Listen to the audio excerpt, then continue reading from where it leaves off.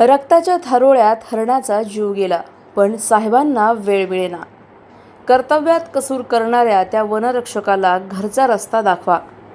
एकीकडे वन्यजीव संरक्षणाच्या गप्पा मारणारे प्रशासन, दुसरीकडे किती निष्काळजी असू शकते याचा संतापजनक प्रकार श्रीगोंदा तालुक्यात घडला आहे. एका अपघातात जखमी झालेल्या हरणाला वाचवण्यासाठी स्थानिकांनी वनविभागाकडे टाहो फोडला, पण कर्तव्यशून्य वनरक्षकाच्या हलगर्जीपणामुळे त्या मुक्या जीवाचा तडफडून अंत झाला.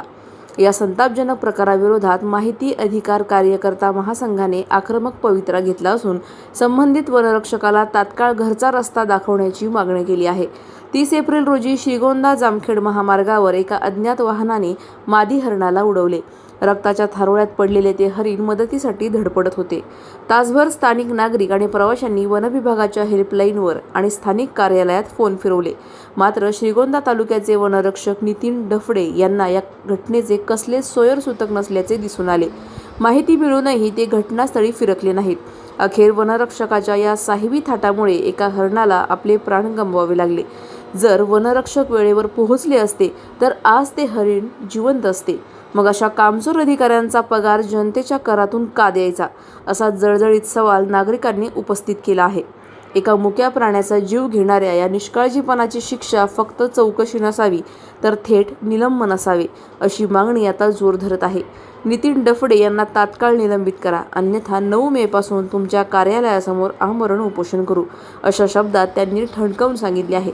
या आंदोलनामुळे कायदा व सुव्यवस्थेचा प्रश्न निर्माण झाल्यास त्याला सर्वस्वी वनविभाग जबाबदार असेल, असा सज्जड दमही देण्यात आला आहे.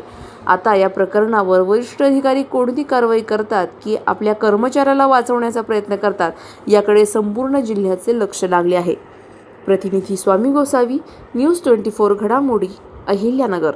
नमस्कार, मी सागर दयानंद शेळके, निर्भय सैनिक.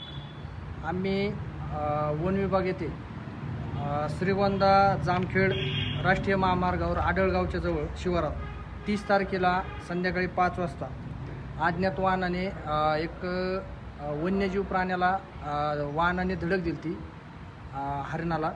तर त्या ठिकाणी जे वन कर्मचारी नितीन डफडे वनरक्षक यांना पत्रकारांनी, त्याच्यानंतर संबंधित तिथले जे लोकवस्तीतल्या लोकांनी 25 ते 30 फोन केले, पण त्यांनी त्या फोनला उत्तर नाही दिलं.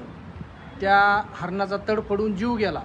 याच्या आधी पण अशा 2 ते 3 घटना त्या भागात झालेल्या होत्या, पण याला त्या कर्मचाऱ्याने कुठलाही प्रतिसाद दिलेला नाही. यांच्यावर ज्या वनरक्षक कायद्याअंतर्गत जे कलम आहेत त्या कलमाअंतर्गत यांच्यावर गुन्हे दाखल होण्यात यावा, यांना सेवेतून निलंबित करण्यात यावा.